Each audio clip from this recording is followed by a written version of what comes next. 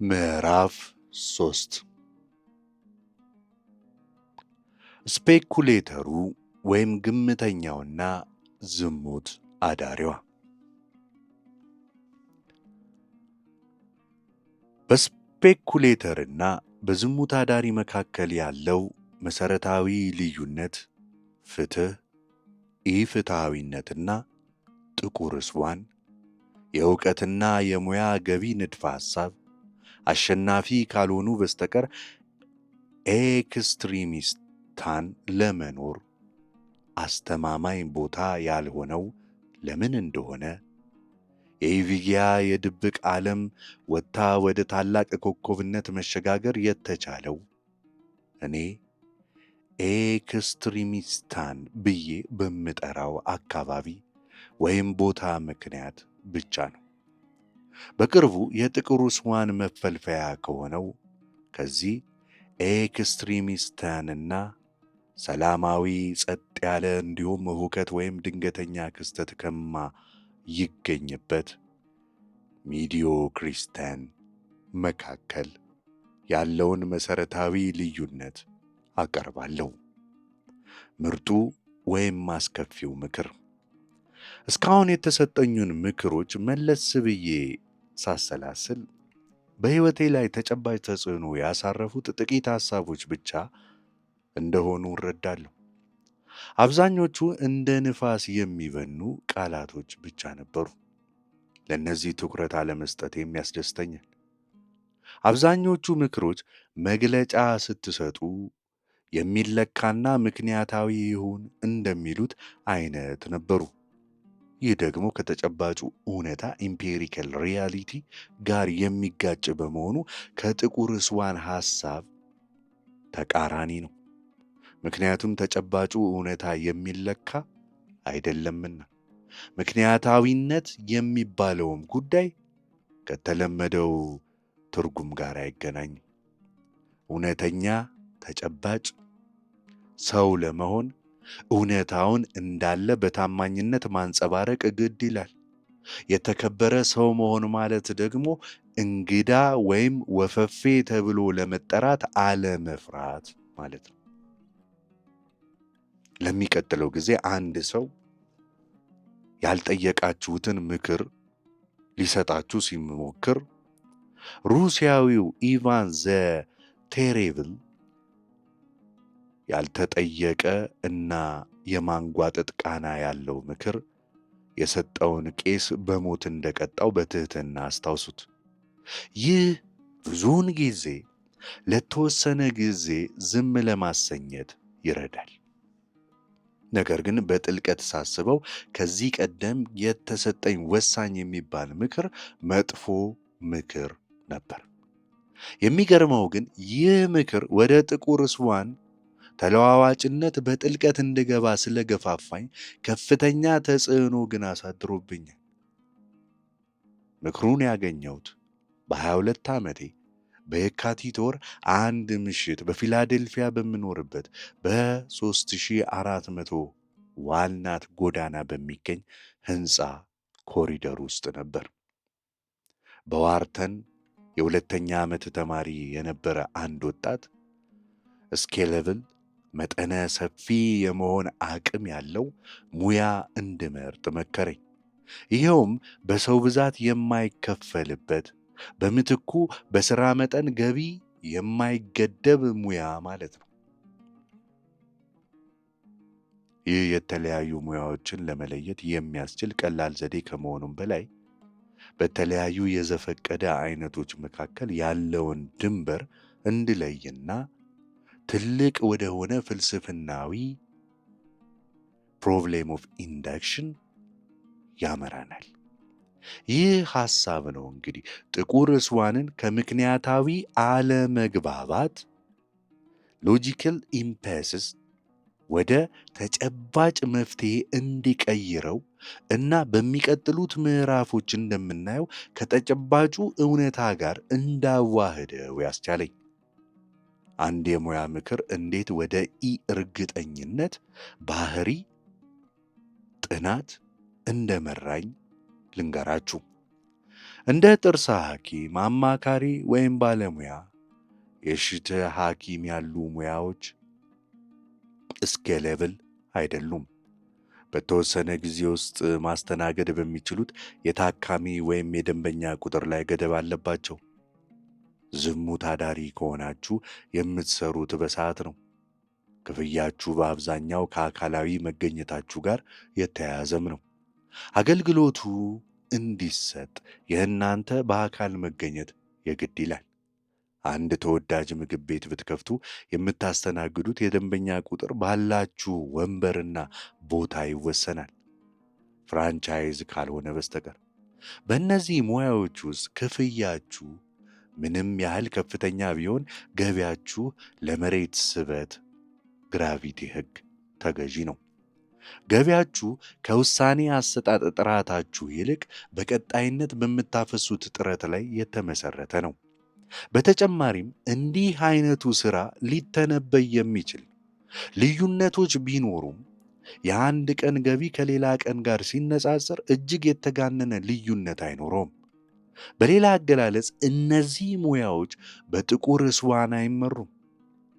የቪርጂኒያ ኒኮላይቭና የታክሲ ሳብ ባለሙያ ወይም የሄርኒያ ቀዶ ጥገና ስፔሻሊስት ብትሆን ኖሮ በአንድ ሌሊት ከወለል በታች ካለ ዝቅተኛ ቦታ ተነስታ ወደ ታላቅ ጀግንነት የሚሸጋገር የገደል ማሚቱ መሰል ለውጥን ማምጣት አትችልም። ነገር ግን እንዲህ ዝቅተኛ ቦታ ላይም አትወድቅም።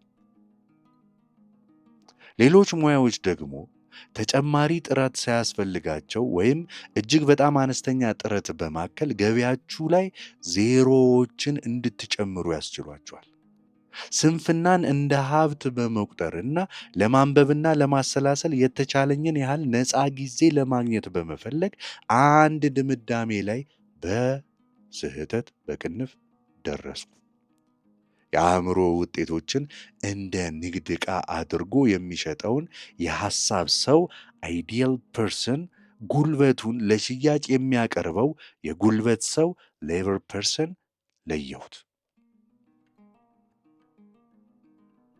የሐሳብ ሰው ከሆናችሁ ጠንክራችሁ መስራት አይጠበቅባችሁ።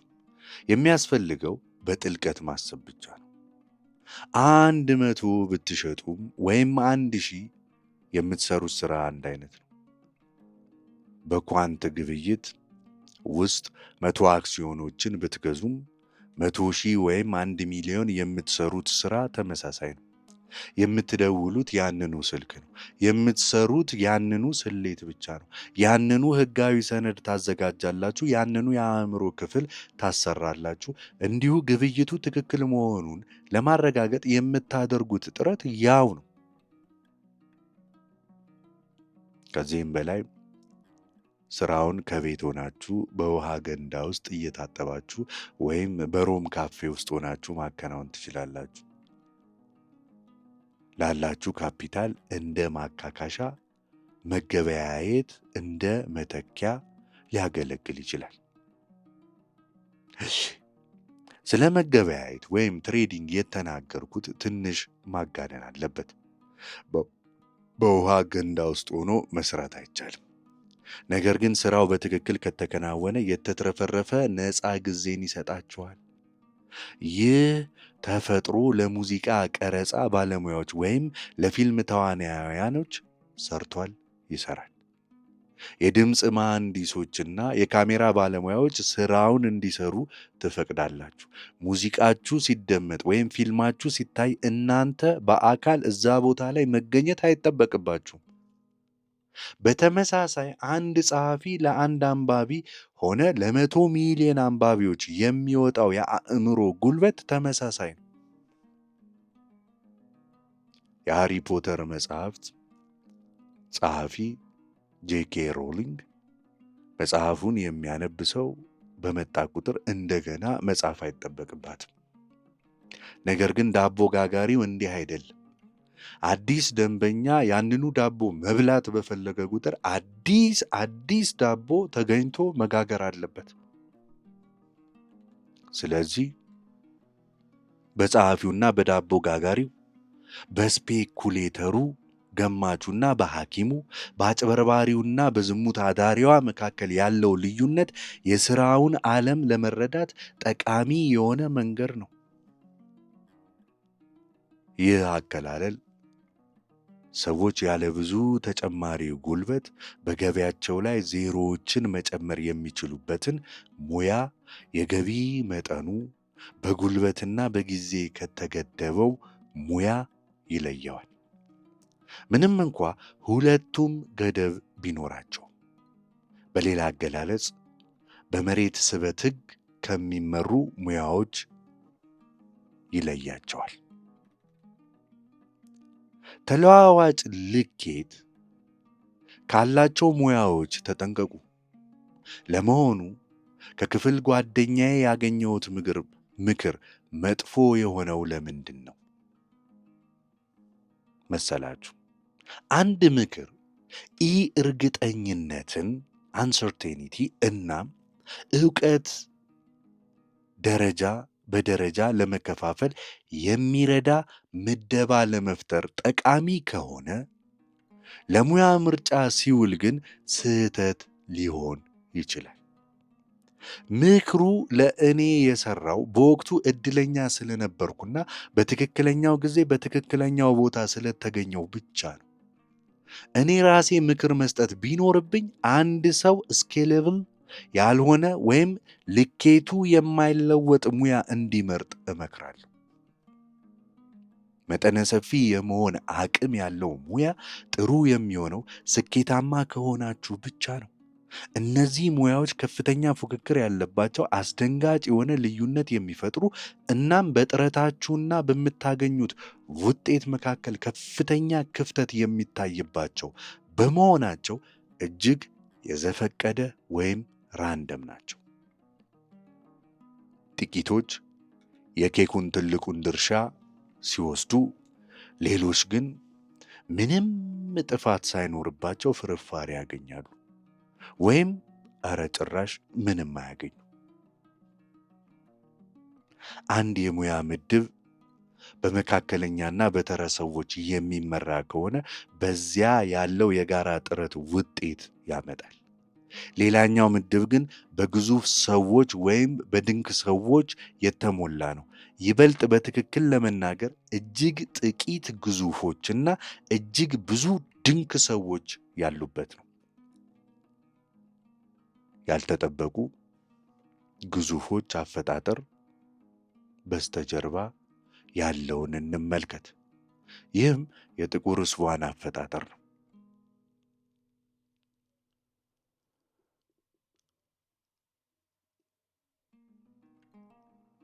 የልኬት ተለዋዋጭነት መምጣት። የድምፅ መቅረጫ መሳሪያ ከመፈልሰፉ በፊት በ19ኛው ክፍለ ዘመን መገባደጃ ላይ የነበረውን ጃኮሞ የተባለ የኦፔራ ዘፋኝ ታሪክ እንመልከት። በመካከለኛው ጣሊያን በምትገኝ አንዲት ትንሽ ከተማ ውስጥ ዝግጅቱን ያቀርባል እንበል። በሚላኖ በሚገኘው ላስካላ እናም በሌሎች ትላልቅ የኦፔራ ቤቶች ውስጥ ባሉ ታዋቂ ኮከቦች ጥላ ስር ተሸፍኗል። ይሁን እንጂ ድምፁ በምትገኝበት አካባቢ ምንጊዜም ተፈላጊ ስለሆነ ስጋት አይገባውም። ዝማሬውን ወደ ሌላ ቦታ የሚልክበት መንገድ የለም። እንዲሁም ታላላቅ ኮከቦች ዝማሬያቸውን ጃኮሞ ወደሚገኝበት አካባቢ የሚልኩበት መንገዱ የለም። በወቅቱ ሥራውን ቀርጾ ማስቀመጥ አይቻልም ነበር። ስለሆነም ልክ ፀጉር አስተካካይ ፀጉር ለማስተካከል በአካል መገኘት እንዳለበት ሁሉ እሱም ለእያንዳንዱ ትርኢት በአካል መገኘት አለበት። ስለዚህ የገበያው ኬክ ፍትሐዊው ባይባልም ከልክ በላይ ፍትሐዊ አልነበረም። በተወሰነ መልኩ እንደ የካሎሪ ፍጆታችን አይነት ነበርም። ኬኩ በቁራጭ ተከፋፍሏል። ሁሉም ሰው የራሱን ድርሻ ያገኛል። ታላላቅ ኮከቦች ብዙ ተመልካች ይኖራቸዋል። ከትንንሽ ኮከቦች የበለጠ ይፈለጋሉና። ነገር ግን ልዩነቱ የሚያሰጋም አይደለም። ልዩነት አለ። ነገር ግን ይህንን ቀላል ልዩነት እንበለው፣ ስኬሌቢሊቲ ገና ስላልተፈጠረ። ሁለት ጊዜ መስፈን ሳያስፈልግ የተመልካችን ቁጥር በእጥፍ የሚጨምርበት መንገድ አልነበረምና። አሁን ደግሞ የመጀመሪያው የሙዚቃ ቅጂ መምጣት የፈጠረውን ተጽዕኖ እንመልከተው። ይህ ፈጠራ ከፍተኛ ኢፍትሐዊነትን አስከተለ። አንድን ትርኢት ቀርጾ የማባዛትና የመድገም ችሎታ። እኔ በላፕቶፕ ኮምፒውተር አማካኝነት የፒያኖ ተጫዋቹን የቭላድሚር ሆሮዊትዝ የአሁን በሕይወት የለም ሙዚቃ እንዳዳምጥ አስችሎኛል። እርሱ የሚጫወተውን የራክማኒኖፍ ፕሪሉድስ ማዳመጥ ሲችል በአካባቢ ያሉትንና ኑሯቸውን ለማሸነፍ ሲሉ ተሰጥኦ ለሌላቸው ሕፃናት ፒያኖ የሚያስተምሩትን የሩሲያ ስደተኞች በሕይወት ያሉትን ሙዚቃ ማዳመጥ አያስፈልገኝም። ሆሮዊትዝ ምንም እንኳ ቢሞትም እነዚህን ምስኪን ሰዎች ከመድረክ ውጪ ሊያደርጋቸው ችሏል። እኔ $9.99 ገዝቼ ገና ታዋቂ ያልሆነውን ምንም እንኳ ከፍተኛ ተሰጥኦ ቢኖረውም የጁሊያርድ ትምህርት ቤት ወይም የፕራግ ኮንሰርቫቶሪ ምሩቅን ከማዳመጥ $10.99 የቭላድሚር ሆሮዊትዝን ወይም የአርተር ሩቢንሽታይንን ሲዲ ገዝቼ ማዳመጥ እመርጣለሁ። ለምን? ሆሮዊትዝን እንደመረጥኩ ብትጠይቁኝ ያጨዋወቱ ስርዓት፣ የሙዚቃው ምት ወይም ስሜቱ ስለሚያረካኝ እንደሆነ ነግራችኋለሁ። ነገር ግን እውነታው ምናልባት ሰምቻቸው የማላውቃቸውና በፍጹምም የማልሰማቸው መድረክ ማግኘት ያልቻሉ ነገር ግን በእኩል ደረጃ መጫወት የሚችሉ ብዙ ሰዎች መኖራቸው ላይ ነው። አንዳንድ ሰዎች ይህ የኢፍትሐዊነት ሂደት የጀመረው በግራማፎን እንደሆነ በየዋህነት ያምናሉ። ይህም አሁን ባቀረብኩት አመክንዮ መሰረት ነው። እኔ ግን አልስማማም። ይህ ሂደት የጀመረው እጅግ ቀደም ብሎ ነው። በዲኤንኤ ውስጥ ተቀርጾ ይገኛል። ዲኤንኤ ስለኛ ማንነት መረጃን ይይዛል። ጂኖቻችንን ከትውልድ ወደ ትውልድ በማስተላለፍ ያለኛ አካላዊ መገኘት አፈጻጸማችንን ለመድገም ያስችላል። ዝግመተ ለውጥ ወይም ኢቮሉሽን ራሱ ስኬሌብል ነው። አሸናፊው ዲኤንኤ በድልም ይሁን በመወዳደር ብቃት ራሱን ያባዛል። ልክ እንደ አሸናፊ መጽሐፍ ወይም ሙዚቃ በሁሉም ቦታ ይሰራጫል። ሌሎች የዲኤንኤ አይነቶች ግን ይጠፋሉ። በሰዎች የፋይናንስ ባለሙያዎችና ነጋዴዎችን ሳይጨምር እና በሌሎች ሕይወት ያላቸው ፍጥረታት መካከል ያለው ልዩነት እስኪ ቆም ብላችሁ አስቡት። ከዚህም በተጨማሪ በማህበራዊ ሕይወት ውስጥ ትልቁ ሽግግር የመጣው ከግራማፎን ጋር ሳይሆን አንድ ሰው ታላቅና ኢፍትሐዊ የሆነን የፊደል ገበታ በፈጠረ ጊዜ እንደሆነ አምናለሁ። ይህ ፈጠራ መረጃን ለማከማቸትና ለማባዛት አስችሏልና። ሂደቱ ይበልጥ የተፋጠነው ሌላ ፈጣሪ ይበልጥ አደገኛና ኢፍትሐዊ የሆነውን የህትመት ውጤት ሲፈጥር ነው። ይህ ጽሑፎች ከድንበር አሻግረው እንዲሰራጩ በማድረግ አሸናፊው ሁሉንም ነገር የሚጠቀልልበትን ስነ ምህዳር እንዲፈጠር አድርጓል። አሁን የመጽሐፍት ስርጭት ለምን ኢፍትሐዊ ሆነ? ፊደል፣ ታሪኮችና ሐሳቦች ያለ አንዳች መረጃ መጥፋትና ያለ ገደብ ለተከታታይ ህትመቶች ከጸሐፊው ተጨማሪ ጉልበት ሳይጠይቁ እንዲባዙ አስችሏል። ጸሐፊው ይህን ለማድረግ በሕይወት መኖር እንኳ አይጠበቅበትም። እንዲያውም ሞት ብዙውን ጊዜ ለጸሐፊው የበለጠ ክብርን ያስገኝለታል። ይህ የሚያሳየው በተወሰነ ምክንያት ትኩረት ማግኘት የጀመሩ መጽሐፍት ከሌሎች መጽሐፍት በበለጠ ፍጥነት ወደ ብዙ አንባቢዎች በመድረስ ተወዳዳሪዎቻቸውን ከመደርደሪያ ላይ እንደሚያስወግዱ ነው። ገጣሚዎችና ተረክ አቅራቢዎች ከቤት ቤት እየዞሩ ስራቸውን በሚያቀርቡበት በዛ ዘመን እያንዳንዳቸው የየራሳቸው ታዳሚ ነበራቸው። እንደ ዳቦ ጋጋሪ ወይም እንደ ብረት ቅጥቃጭ ያሉ ተረክ አቅራቢዎች የራሳቸው ገበያም ነበራቸው። ከሩቅ የመጣ ማንም ሰው ከግዛታቸው ሊያፈናቅላቸው እንደማይችል ዋስትና ነበራቸው። አሁን ግን ጥቂቶች ብቻ ሁሉንም ነገር ይወስዳሉ። የተቀሩት ደግሞ ፍርፋሪ እንኳን አያገኙም። በተመሳሳይ ሂደት የሲኒማ ፊልም መፈጠር የአካባቢው ተዋናያንን ከጨዋታ ውጭ አድርጓቸዋል።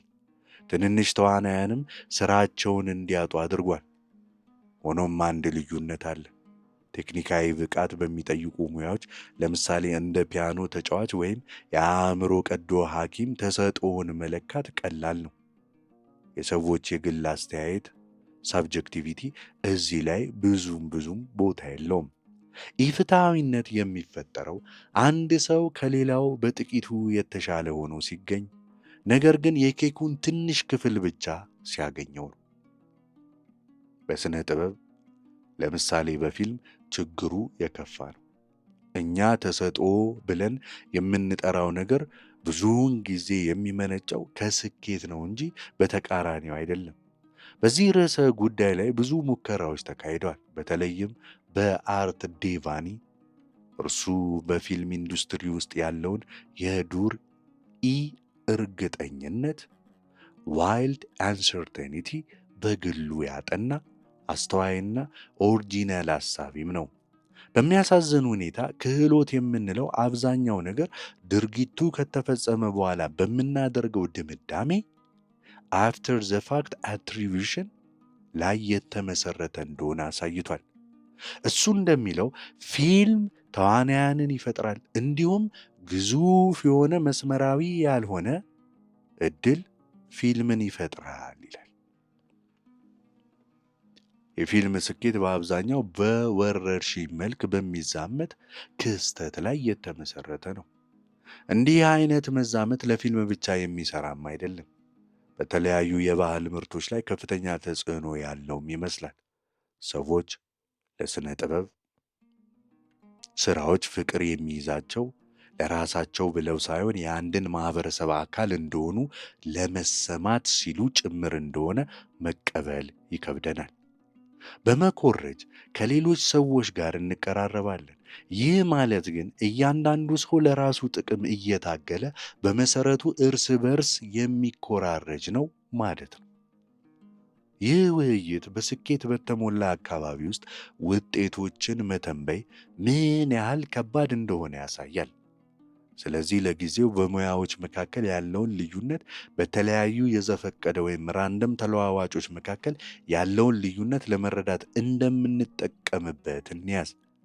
አሁን ወደ ዕውቀት ጉዳይ፣ ስለማናውቀው ነገር ወደሚደረግ ድምዳሜ ኢንፈረንስ እና ስለምናውቃቸው ነገሮች ባህሪያት በጥልቀት እንወያይ። ስኬሌቢሊቲ እና ግሎባላይዜሽን።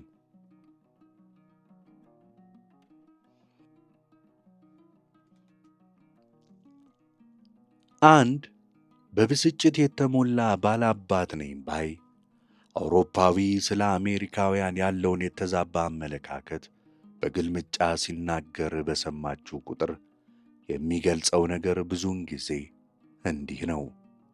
አሜሪካውያን ባህል የለሽ፣ አእምሮ የለሽና ሂሳብ የማይገባቸው ናቸው። ምክንያቱም እንደ አውሮፓውያን እነዚህ ባላባት ነኝ ባዮች ከፍተኛ ባህል ሃይ ካልቸር ብለው የሚጠሩት ለምሳሌ ጎቴ ወደ ጣሊያን ያደረገውን ጉዞ ታሪክ ማወቅ ወይም የዴልፊት ሰዓሊያን ትምህርት ቤትን ማወቅን እንዲያውቁና ሂሳብ እኩልዮሾችን እንዲያውቅ አይገደዱም። ይሁን እንጂ ይህንን ነገር የሚናገረው ሰው ራሱ የአይፖድ ሱሰኛ፣ ጂንስ የሚለብስና ስለ ባህል ያለውን ሐሳብ ለመጻፍ የማይክሮሶፍት ወርድ ሶፍትዌርን የሚጠቀም አልፎ አልፎም ጽሑፉን ለማጣፈጥ ጎግልን የሚያደርግ ሰው ሊሆን ይችላል። እንግዲህ አሜሪካ አሁን በሙዚየም ጉብኝት የሚተጉና ሂሳብ ቀመር የሚፈቱት ሕዝቦች ይልቅ እጅግ የላቀ የፈጠራ ችሎታ ያላት መሆኑ በአጋጣሚ አይደለም። አሜሪካ ከታች ወደ ላይ ለሚመጣ ሙከራና አቅጣጫ ለሌለው ሙከራ እና ስህተት ሂደት ከፍተኛ ትዕግስት አላት። ግሎባላይዜሽንና አሜሪካን በፈጠራ ዘርፍ እንድትካን ሐሳቦችና ጽንሰ ሐሳቦችን እንድታመነጭ አስችሏታል። ይህ ስኬሌብል የሆነው የምርት ክፍል ነው። ሌሎች ሀገራት የጉልበት ሥራውንና የአእምሯትን ሚናውን ሲረከቡ፣ አሜሪካ ግን በአንጻራዊነት ስኬሌብል የሆነውን ማለትም የሐሳብና የፈጠራ ሥራውን ድርሻ ወስዳለች። በዚህ ምክንያት ዓለም አቀፉ ኢኮኖሚ ይበልጥ ኢፍትሐዊ የሆነ መጥቷል።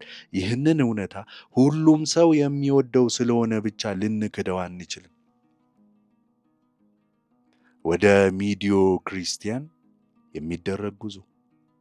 ስለዚህ በሙያዎችና በስኬት አይነት መካከል ያለውን ልዩነት በሁለት የተለያዩ ግዛቶች ወይም ዓለማት መካከል እንዳለ ልዩነት አድርገን እንውሰደው።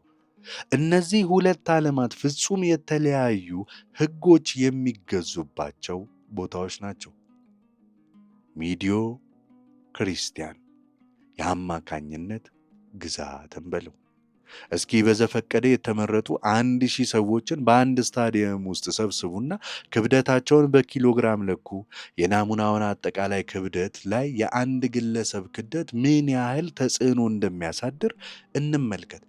እጅግ ወፍራም የሆነውን ሰው ለምሳሌ ክቡር አይቫን ቦስኪን ብንወስደው ክብደቱ ከ150 ኪሎ ግራም የሚበልጥ አይሆንም። ይህ ክብደት ከጠቅላላው የ1000 ሰዎች ክብደት ወይም ከ70,000 እስከ 80,000 ኪሎ ግራም ሊሆን ይችላል። ከዚህ ጋር ሲነጻጸር ግን ኢምንት ነው። የቱንም ያህል የወፈረ ሰው ቢመጣ ከጠቅላላው ክብደት ውስጥ ከ0.5 በመቶ በላይ ሊይዝ አይችልም። በዚህ ግዛት ውስጥ ያሉት የክስተቶች ተፈጥሮ አንድ ነጠላ ክስተት በአጠቃላይ ድምር ላይ ከፍተኛ ተጽዕኖ እንዳያሳድር የሚገድቡ ናቸው። የአንድ ሰው ክብደት ወይም ቁመት ወይም የካሎሪ ፍጆታ ከጠቅላላው ሕዝብ አንጻር ሲታይ እዚህ ግባ የሚባል ለውጥን አያመጣም። ይህንን ግዛት ሚዲዮ ክርስቲያን ወይም የአማካኝ ግዛት ብዬ ጠራዋለሁ። እዚህ ቦታ ልዩነቶችና ድንገተኛ ክስተቶች ይኖራሉ፣ ነገር ግን አጠቃላይ ስርዓቱን የመቀየር አቅም የላቸው። እዚህ ዓለም ውስጥ ልዩ የሆነው ነገር ቦታ የለውም፣ የአማካኝነት አገዛዝ የሰፈነበት ነውና።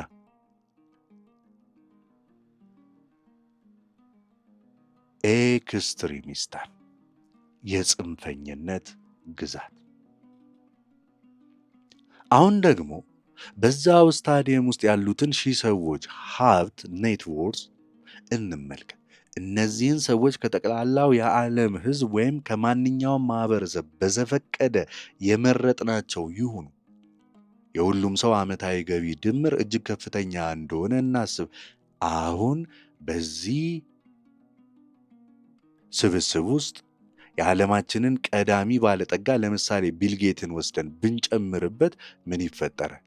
የቢልጌት ሀብት ብቻውን የሌሎቹን 999 ሰዎች ሀብት ድምር ዋጋ ቢስ እንዲሆን ያደርገዋል። እረ እንዲያውም ቢልጌትስ ሀብት ከጠቅላላው ድምር ውስጥ 99.99 በመቶውን ሊይዝ ይችላል። በዚህ ሁኔታ አንድ ነጠላ ግለሰብ አጠቃላይ ስብስብን ሙሉ በሙሉ ይቆጣጠረዋል። በክብደት ምሳሌው ላይ እንዳየነው አንድ ሰው ከወትሮ በተለየ ወፍራም ሊሆን ይችላል፣ ነገር ግን የውፍረት ውስንነት አለው። በሀብት ረገድ ግን አንድ ሰው ከሌላው በቢሊየን እጥፍ ሊበልጥ ይችላል። ይህ ልዩነት የሚከሰተው በኤክስትሪሚስታን ወይም በጽንፈኝነት ግዛት ውስጥ ነው። እዚህ ቦታ ኢፍትሐዊነት የሰፈነበት ብቻም ሳይሆን አንድ ነጠላ ክስተት ወይም አንድ ነጠላ ሰው አጠቃላይ ድምሩን የመቀየር የመቆጣጠርና የመወሰን ታላቅ ኃይል አለው። እንግዲህ ልዩነቱን አስተውሉ። በሚዲዮ ክርስቲያን አንድ ክስተት ወይም ናሙና ከአጠቃላዩ አንጻር ሲታይ ተጽዕኖ ውስን ነው። በኤክስትሪሚስታን ግን አንድ ነጠላ ክስተት ወይም አንድ ጥቁር ስዋን አጠቃላይ ስርዓቱን የመገልበጥ አቅም አለው።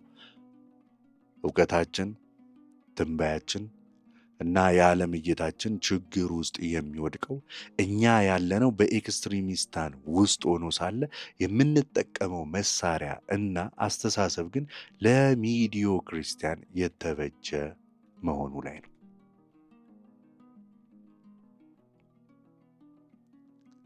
የዱርና ለስላሳ ዋይልድ ኤንድ ማይልድ። ይህ ክፍፍል በሕይወታችን ውስጥ ለምናያቸው የተለያዩ የዘፈቀደ አይነቶች መሠረታዊ ማዕቀፍን ይሰጠናል።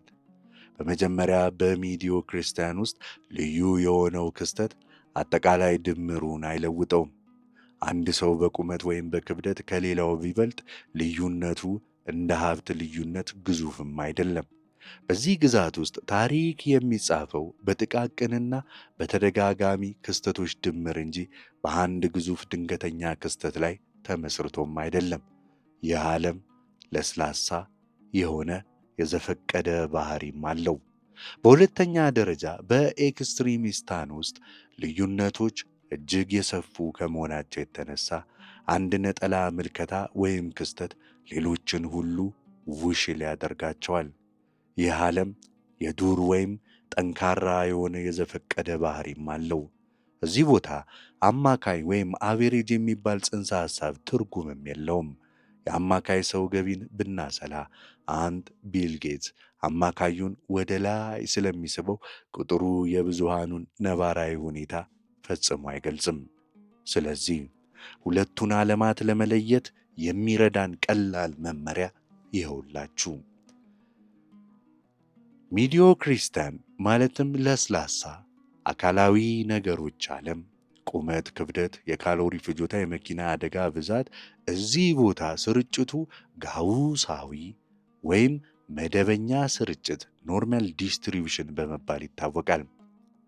ኤክስትሪሚስታን ወይም የዱር የማኅበራዊና የመረጃው ዓለም ሀብት፣ ገቢ፣ የመጽሐፍት ሽያጭ፣ የድርጅቶች መጠን፣ የከተሞች የሕዝብ ብዛት፣ የቃላት አጠቃቀም ድግግሞች እዚህ ቦታ ስርጭቱ ስኬሌብል ወይም የኃይል ሕግ በመባል ይታወቃል።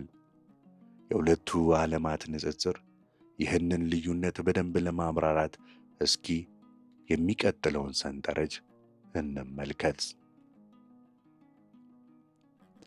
ይህ ልዩነት ጥቁር ስዋንን ለመረዳት ቁልፍ ነው። ጥቁር ስዋን በብዛት የሚከሰተው እኛ ከፍተኛ ጉዳት ወይም ጥቅም የሚያስከትለው በኤክስትሪሚስታን ውስጥ ነው። በሚዲዮ ክርስቲያን ውስጥ ያልተጠበቀ ክስተት ቢፈጠር እንኳ ተጽዕኖ የተገደበ ነው። በኤክስትሪሚስትን ግን ያልተጠበቀ ክስተት ሁሉንም ነገር የመቀየር አቅም አለው። የአደጋ አምባገነንነት። በኤክስትሪሚስታን ውስጥ አደጋ ወይም ዕድል የሚባለው ነገር አምባገነን ነው።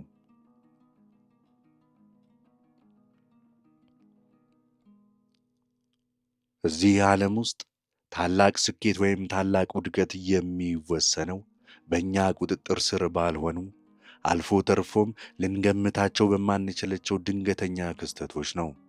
አንድ ጸሐፊ መጽሐፉ በድንገት ተወዳጅ ሆኖ ሚሊዮኖችን ሲያገኝ ይህ ስኬት በእርግጥ ከችሎታው የመነጨ ነው ወይስ ከዕድል?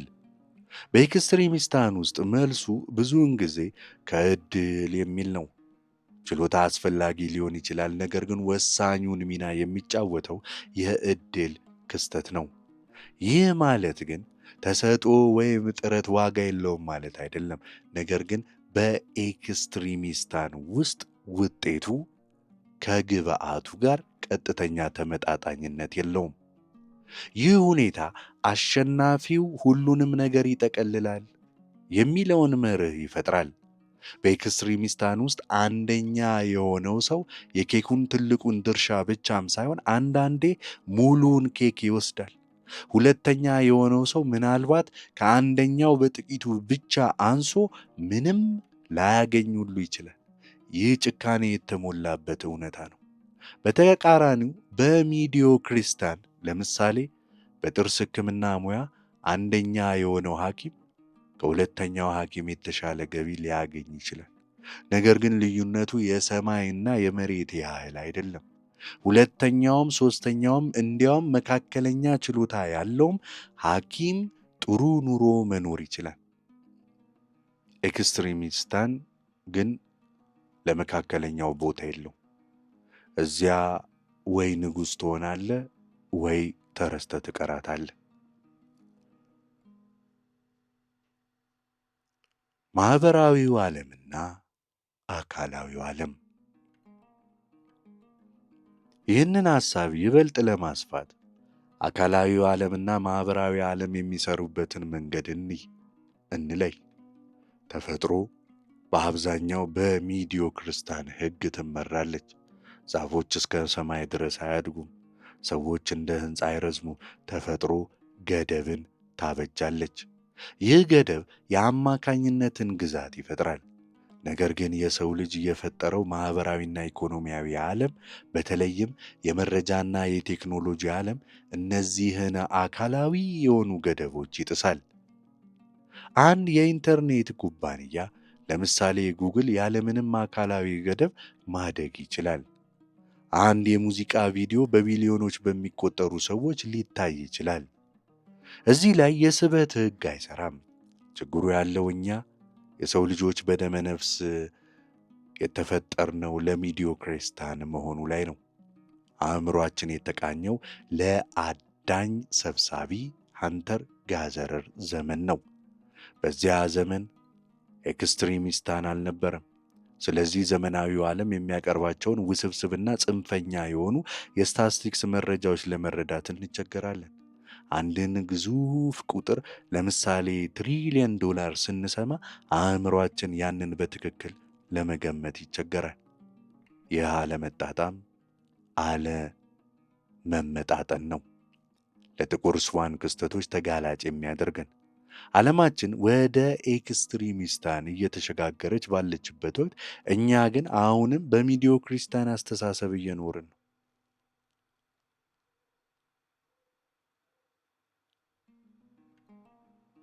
ዕውቀት በሁለቱ ዓለማት።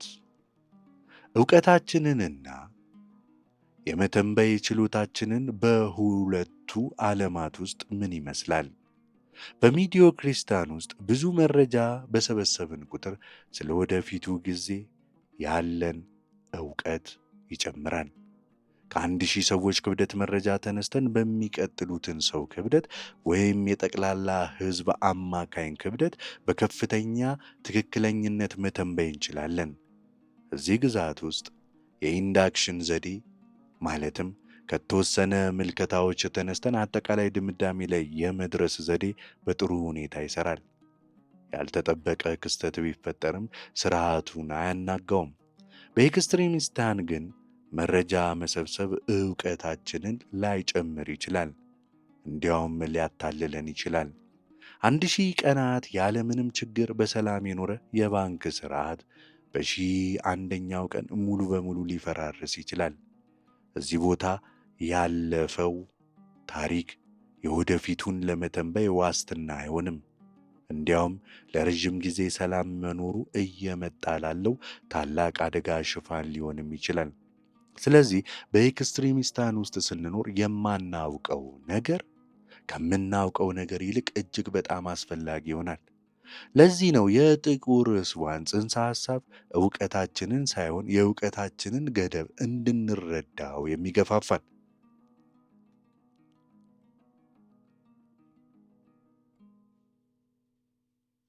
የቱርክ ዶሮ ችግር the problem of induction።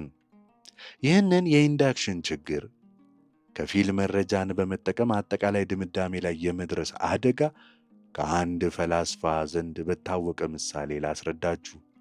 እኔ ይህንን ምሳሌ ማሻሻል እወዳለሁ። አንዲት የምስጋና ቀን ዶሮ ታንክስጊቪንግ ቱርኪ አስቡ። ይህቺ ዶሮ በየቀኑ በሐራጁ እጅ ትመገባለች። እያንዳንዱ ምግብ የቀረበላት ቀን የሰው ልጆች ለዶሮዎች ያላቸው ደግነትን በተመለከተ ያላትን እምነት ያጠናክርላታል። የአራጁን ወዳጅነት የሚያረጋግጥ ተጨማሪ ስታስቲካዊ መረጃ በየቀኑ ታገኛለችና ዶሮዋ በሕይወት በቆየች ቁጥር እና በተመገበች ቁጥር በደህንነቷ ላይ ያላት እምነት ኮንፊደንሷ ይጨምራል። ኑሮዋ ሰላማዊ፣ ሊተነበይ የሚችልና አስደሳች ይመስላል። ነገር ግን አንድ ቀን በትክክል ለመናገር በ1001ኛው ቀን ወይም የምስጋና ቀን ሲደርስ ዶሮዋ ያልጠበቀችው ነገር ይከሰታል። አራጁ ምግብ ይዞላት ከመምጣት ይልቅ ስለታም ቢላዋ ይዞ ይመጣባታል። በዚህች ቅጽበት ዶሮዋ ስለ ሕይወት የነበራት ዕውቀት እናም እምነት ሙሉ በሙሉ ስህተት እንደነበር ትረዳዋለች። ነገር ግን ይህ መረዳት የሚመጣው በጣም ዘግይቶ ነው። ቡም ከታረደች በኋላ የዶሮዋ ክብደትና የደህንነት ጊዜ ሂደትን ያሳያል። ይህ ግራፍ የሚያሳየው ያለፈው ታሪክ የወደፊቱን ለመተንበይ እንዴት አሳሳች ሊሆን እንደሚችል። የዶሮዋ የ1000 ቀናት ልምድ የ1001ኛው ምንም አይነት ፍንጭ አልሰጣትም። እረ እንዲያውም እያንዳንዱ ያለፈው ሰላማዊ ቀን ዶሮዋን ይበልጥ እንድትዘናጋና አደጋው ሲመጣ እንዳትዘጋጅ አድርጓታል። ይህ ሁኔታ ነው እንግዲህ ጥቁር ስዋን የምንለው። ለአራጁ ይህ ክስተት የተጠበቀና የታቀደ ነው። ለዶሮዋ ግን ይህ ክስተት ያልተጠበቀ፣ ከዚህ ቀደም ከምታውቀው ዓለም ጋር የሚጋጭ እናም ሕይወቷን የሚቀይር የሚያጠፋት ጥቁር ስዋን። ከዚህ የምንማረው ቁም ነገር ምንድን ነው ነው ጥያቄው። መረጃ በበዛ ቁጥር እውነትን አግኝተናል ማለት እንዳልሆነ፣ አንዳንድ ጊዜ መረጃው እያታለለን ለከፋ አደጋ እያመቻቸን ሊያጠፋን ጭምር እንደሚችል። የዶሮዋ አስደንጋጭ እውነት፣ የዶሮዋ ችግር የሚያሳየን ከአንድ ክስተት የምንማረው ነገር እንደ ተመልካቹ ማንነት ይለያያል። ለአራጁ የዶሮዋ መታረድ መደበኛ ስራ ነው። ለዶሮዋ ግን ዓለምን የሚያጨልም ጥቁር ስዋን ነው። ስለሆነም ጥቁር ስዋን የሚባለው ነገር አንጻራዊ ነው። በአንተ ላይ የሚደርሰው ጥቁር ስዋን ለሌላው ሰው እቅድ ሊሆን ይችላል። ስለዚህ አንደኛው የመከላከያ መንገድ በዶሮዋ ቦታ ከመሆን መቆጠብ መቻል። ይህ ታሪክ በፋይናንስ ዓለም፣ በፖለቲካና በግል ሕይወታችን ውስጥ በተደጋጋሚ ይከሰታል። በ1987 የአክሲዮን ገበያ ሲወድቅ፣ በ2008 የኢኮኖሚ ቀውስ ሲከሰት፣ ወይም በ9/11 የሽብር ጥቃት ሲፈጸም ሰዎች ልክ እንደ ዶሮዋ ተደናግጠው ነበር። ይህ እንዴት ሊሆን ይችላል? ከዚህ በፊት እኮ ሆኖ አያውቅም ይላሉ። ነገር ግን ከዚህ በፊት ሆኖ አለማወቁ ወደፊት አይሆንም ማለት አይደለም። ዶሮዋ የሰራችው ስህተት የመኖር ዋስትና ኤቪደንስ ኦፍ ሴፍቲ እና የአደጋ አለመኖር አብሰንስ ኦፍ ኤቪደንስ ኦፍ ዴንጀር በሚባሉት ሁለት ሐሳቦች መካከል ያለውን ልዩነት አለመረዳቷ ነው። አደጋ አለመኖሩን የሚያሳይ ማስረጃ አለማግኘት አደጋው ጨርሶ የለም ማለት አይደለም። ለ1000 ቀናት አራጁ አልገደላትም ማለት ለዘላለም አይገድላትም ማለት አይደለም። ይህ የሎጂክ ስህተት በሰው ልጆች ታሪክ ውስጥ ለበርካታ ቀውሶች መንስኤ ሆኗል። እኛም በየቀኑ በምናደርገው ውሳኔ ውስጥ ሳናውቀው የዶሮዋን ስህተት እንደጋግማለን። እናም እንጠንቀቅ። ጥቁሯ ዚ ወይም ብላክ ስዋን የሚለውን ይህ ድንቅ የሆነ መጽሐፍን ተርጉሜ እንዲያቀረብኩላችሁ ያለሁት እኔ ዮናታን ዳዊት አሰፋ ሲሆን ቻናላችንን ሰብስክራይብ፣ ላይክ፣ ኮሜንት፣ ሼር ያድርጉ። ከቻሉ አባል በመሆን ይቀላቀሉን። እናመሰግናለን። እንቀጥላለን።